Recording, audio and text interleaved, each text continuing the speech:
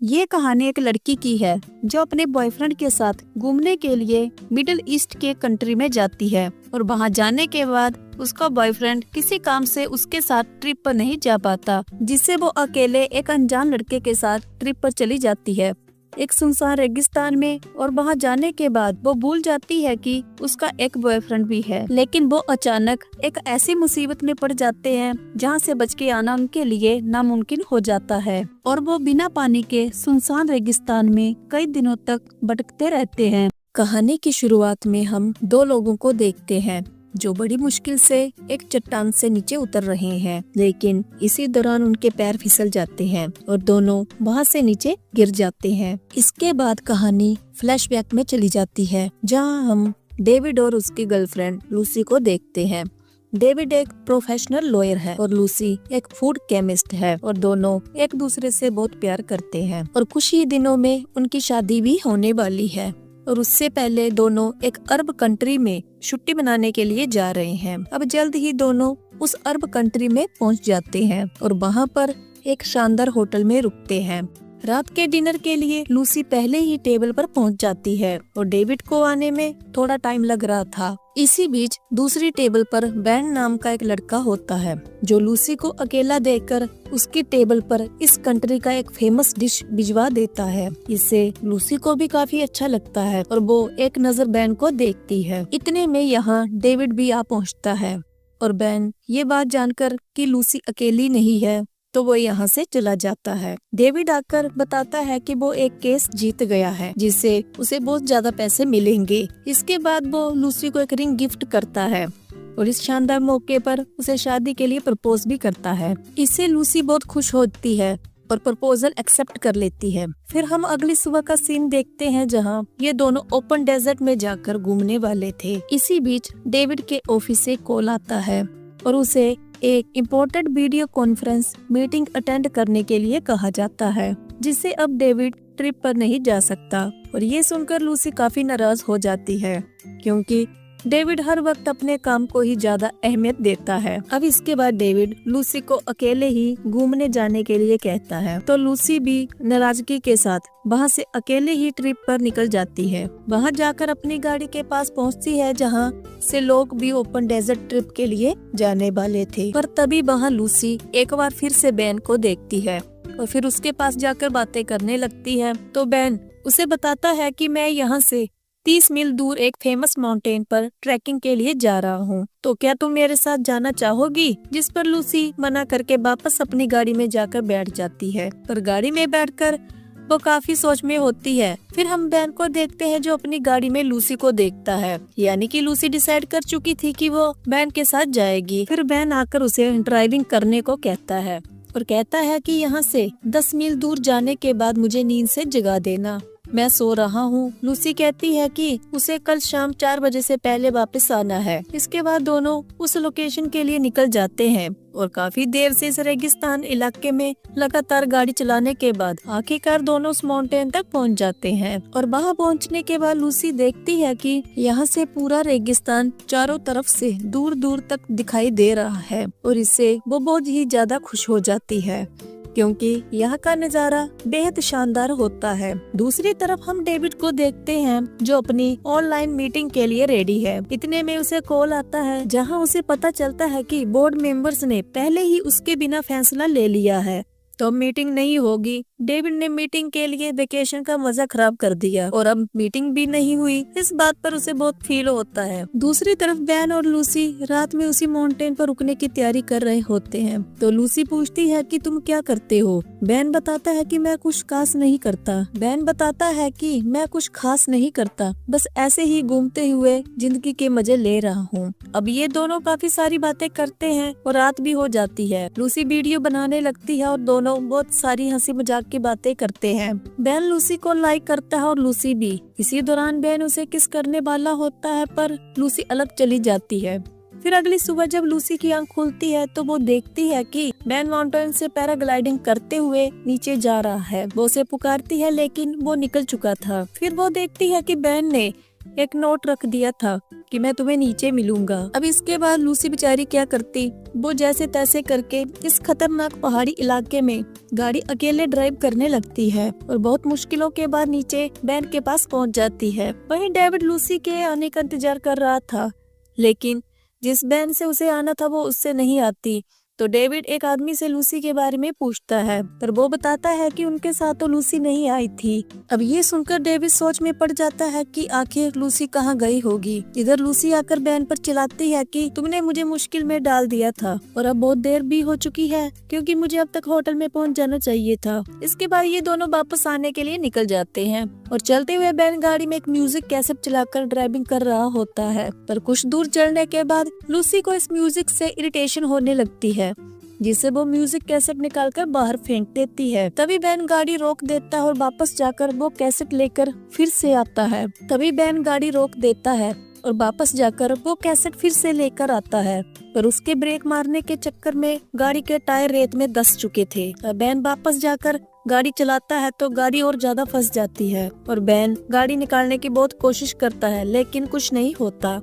अब उनके पास पानी भी कम था और दूर दूर तक बस रेत और जलती हुई हवाएं थी। ये देखकर लूसी बैन से पूछती है कि क्या और कोई तरीका नहीं है। बैन कहता है कि नहीं, अब हम इस रेगिस्तान में फंस गए हैं। यहाँ से हम कहीं भी जाएं, रोड 30 मील दूर है, इसलिए हम रात में ठंडी हवाओं में निकलेंगे। लेकिन लूसी बहुत जिद्दी थी, वो बैन की बात नहीं मानती और एक पानी की बोतल और अपना बैग लिए वहाँ से अकेले ही निकल जाती है, एक ऐसे तपते हुए रेगिस्तान में जहाँ पर बस रेत ही रेत है। वहाँ से इस तरह निकल पाना नामुमकिन था, पर वो जिद करके बैन को छोड़कर निकल तो गई थी, लेकिन सिर्फ 1 घंटा चलने के बाद जब पानी खत्म होने लगता है तो वो वापस बैन के पास लौटने लगती है। वहीं डेविड भी हर तरफ लूसी की पूछताछ करने लग गया था, लेकिन जब कुछ भी पता नहीं चलता तो वो पुलिस स्टेशन पहुंचता है। पर वहाँ पर एक अफसर उसकी बातों को हल्के में लेता है और कहता है कि यहाँ किडनैपिंग आम बात है, इसलिए हम शाम तक उसका पता लगा लेंगे। डेविड कहता है कि मुझे अगर किसी चीज से नफरत है तो वो है इंतजार करना। ये कहकर वो उस अफसर को घूस देता है, जिससे वो अफसर गुस्सा हो जाता है, उसे यहाँ से चले जाने के लिए कहता है। दूसरी तरफ लूसी वापस बैन के पास लौट आई थी। आखिर वो बैन के बोतल से पानी पीने लगती है, जिस पर बैन उसे मना करता है और कहता है पानी हम जितना बचाकर चलेंगे उतना अच्छा होगा। तो लूसी पानी नहीं पीती और कहती है तुम सही थे, हमें रात में ही निकलना चाहिए। इसके बाद बैन जेब से एक मैप निकालता है और बताता है कि हमें 30 मील नहीं चलना पड़ेगा। इस मैप के मुताबिक एक रास्ता है जिससे हमें सिर्फ 12 मील चलने से रोड मिल जाएगा। अब शाम होने वाली होती है तो बैन कहता है कि हमें चलना चाहिए, तो दोनों चलते हुए अपना सफर शुरू करते हैं। अब आगे हम देखते हैं कि काफी रात हो चुकी थी और वो बहुत दूर चलते हुए आ चुके थे। तो लूसी भी बहुत थक गई थी, इसलिए लूसी बैन को रुकने के लिए कहकर वहीं लेट जाती है। तो वो लूसी से कहता है कि हमें यहाँ से आगे निकल जाना चाहिए, क्योंकि बहुत जल्द यहाँ तूफान आने वाला है।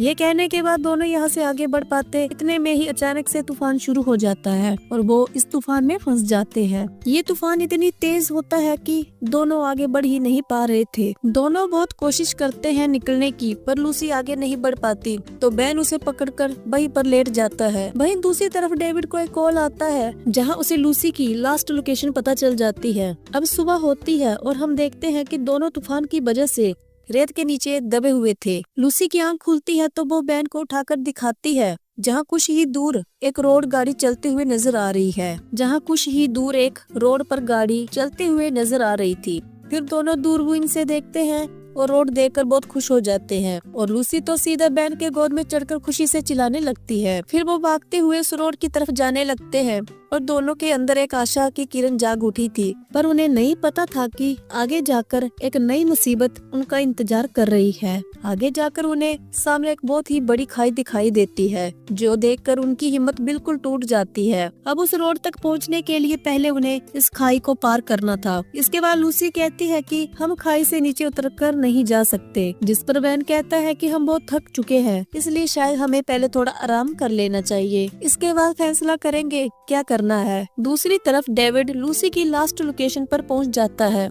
जहां वो एक बूढ़े आदमी को देखता है, जो वही आदमी था जिससे बैन ने पेट्रोल लिया था। वो उस आदमी को लूसी की फोटो दिखाता है तो वो लूसी को पहचान लेता है। फिर लूसी और बैन के बारे में उसे सब बता देता है। कि वो दोनों यहाँ से कुछ ही मील दूर ट्रिप के लिए निकले थे। तो डेविड उस आदमी से कहता है, मैं तुम्हें पैसे दूंगा अगर तुम मुझे वहाँ पहुँचा दोगे, जिस पर वो आदमी मान जाता है और डेविड के साथ अपने 2 लोगों को जाने के लिए कहता है। अब डेविड उन 2 आदमियों के साथ निकल पड़ता है। वहीं दूसरी तरफ हम देखते हैं कि बेन और लूसी एक बड़े पत्थर के नीचे आराम कर रहे थे और कुछ देर आराम करने के बाद हम बेन को देखते हैं कि वो एक पैराशूट तैयार करने लगता है। लूसी उसके पास आकर कहती है कि हमें जंप नहीं करना चाहिए, ऐसा ना हो कि हम बीच में कहीं गिर जाए, हम शायद इससे नीचे उतरकर भी पार कर सकते हैं। जिस पर बेन मान जाता है और फिर दोनों एक साथ ढलान से नीचे उतरने लगते हैं और ये वही सीन होता है जो हमने कहानी की शुरुआत में देखा था। अब नीचे उतरते हुए लूसी बार बार फिसलने लग जाती है,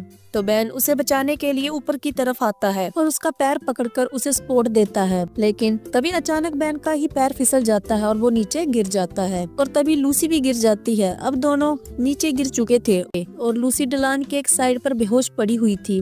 तभी बेन के पुकारने पर लूसी को होश आती है, तो वो उठकर देखती है कि बेन लटका हुआ है, तो वो जल्दी से उसकी तरफ हाथ बढ़ाती है और बहुत मुश्किल से उसे ऊपर खींच ले आती है। इसके बाद लूसी देखती है कि बेन को एक गहरी चोट लगी है और उसके जख्म पर एक पत्थर भी फंस गया है। अब डेविड उस माउंटेन पर पहुंच जाता है जहां बेन और लूसी रुके थे। उसे वहां लूसी का कैमरा दिखता है जिसमें वो बेन और लूसी की एक साथ वीडियो देख लेता है जो लूसी ने उस रात को रिकॉर्ड किया था। पर इससे डेविड को लगता है कि लूसी अब बेन के साथ रह रही है और वो बहुत खुश भी है, इसलिए वो यहाँ से गुस्सा होकर उन दोनों को वापस कार घुमाने को कहता है। दूसरी तरफ बेन जख्म की वजह से बहुत कमजोर हो चुका था और लूसी से कहता है कि अब मैं क्लाइंब नहीं कर पाऊंगा, तुम्हें ऊपर जाकर पैराशूट लेकर जंप करना चाहिए, जिससे शायद हम बच जाएंगे। अब लूसी भी एक नई मुसीबत में पड़ चुकी थी क्योंकि पैराशूट लेकर ऊपर से जंप करना उसके लिए एक नया चैलेंज था, लेकिन मरने से अच्छा वो कोशिश करे। जिसके बाद वो ऊपर जाती और पैराशूट लेकर उड़ने की कोशिश करने लगती है, पर वो पैराशूट नहीं उड़ा पाती, लेकिन 2-3 बार कोशिश करने के बाद आखिरकार वो कामयाब हो जाती है। पैराशूट के जरिए उड़ते हुए आगे बढ़ने लगती है। वहीं बेन भी नीचे से लूसी को उड़ते हुए देखकर काफी खुश हो रहा था, लेकिन पैराशूट से काफी आगे निकल जाने के बाद अचानक हवा की वजह से बैलेंस बिगड़ने लग जाता है और लूसी जाकर सीधे चट्टान से टकराकर नीचे गिर जाती है। अब आगे हम देखते हैं कि लूसी को होश आती है जहाँ उसे पानी भी मिलता है, तो वो पेट भर के पानी पीती है और अब वो बिल्कुल ढलान के एकदम नीचे पहुंच गई थी। उसे समझ नहीं आ रहा था कि आगे क्या करना है। तभी उसे एक लड़की नजर आती है, पर वो लूसी को देखकर घबराने लगती है। वो अपना मोबाइल निकालकर उसे दिखाती है और उससे बात करने की कोशिश करती है। उसे पूछती है कि तुम्हारे माँ बाप कहाँ पर है। इसके बाद वो लड़की लूसी को अपने कबीले के पास ले जाती है। कबीले के पास पहुँचते ही लूसी वहीं पर बेहोश हो जाती है। फिर वो लोग उसके पास आते हैं। दूसरी तरफ डेविड वापस आते हुए कार में सो रहा था। तभी रास्ते में उन 2 लोगों को बेन की गाड़ी दिख जाती है। वो दोनों गाड़ी के पास जाते हैं जहां उन्हें गाड़ी में काफी सामान मिलता है, पर यहाँ उन दोनों की नीयत बिगड़ जाती है और वो कुछ पैसे कमाने का प्लान करते हैं। दूसरी तरफ हम देखते हैं कि लूसी कबीले वालों की मदद लेकर बेन को बचाने के लिए ऊपर जाती है और बेन को वहाँ से बचाकर कबीले में ले आती है। अब रात का समय होता है और बेन को होश आता है। होश में आते ही वो खुद को ठीक देखता है और लूसी भी उनके पास होती है और लूसी भी उसके पास ही थी। अब यहाँ लूसी बेन को प्यार करने लगती है और इस तरह वो एक दूसरे के बेहद करीब आ जाते हैं। फिर अगली सुबह का सीन दिखाया जाता है जहाँ कबीले के बहुत सारे लोग होते हैं और एक लड़की उनके लिए खाना लेकर आती है और वो लूसी का हाथ पकड़कर उसकी तारीफ करती है और कहती है कि आप बहुत ही खूबसूरत और बहादुर लड़की हो। दूसरी तरफ वो दोनों आदमी बेन और लूसी को ढूंढते हुए इस कबीले के पास पहुंच जाते हैं और वो देखते हैं कि बेन और लूसी वहां से निकल रहे हैं।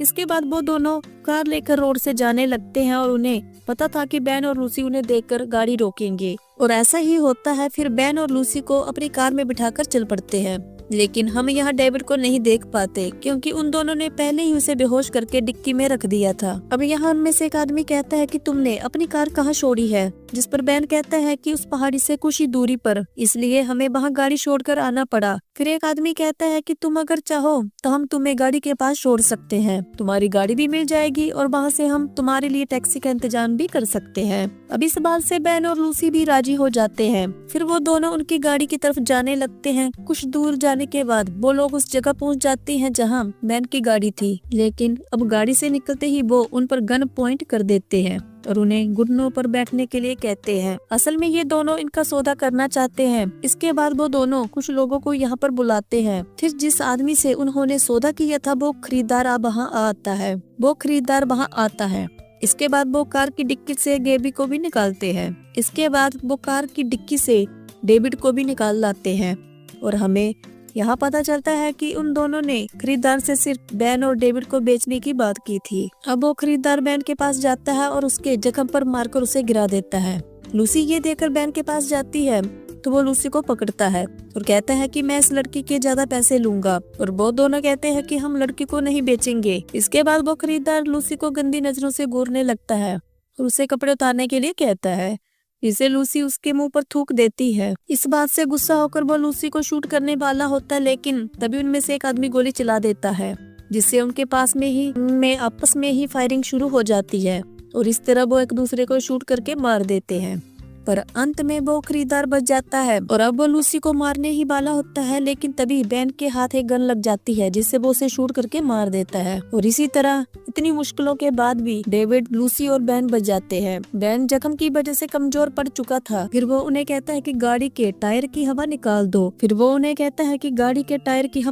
दो। गाड़ी बाहर आ जाएगी। जिस पर डेविड कहता है कि अगर तुम्हें पता था कि हवा निकालने से गाड़ी निकल जाएगी तो तुमने ये पहले क्यों नहीं किया। लूसी भी ये सवाल बैन से पूछती है तो वो बताता है कि हाँ, मैं जानता था कि ऐसा करने से गाड़ी निकल जाएगी, लेकिन मैंने जानबूझकर इस ट्रिप को इसलिए लंबा किया ताकि मैं तुम्हारे साथ ज्यादा समय गुजार सकूं। इसके बाद लूसी आकर टायर की हवा निकालती है और अब हम कहानी के आखिर में देखते हैं कि जहाँ तीनों गाड़ी से वापस चल पड़ते हैं और इसी के साथ ये कहानी यहीं पर खत्म हो जाती है।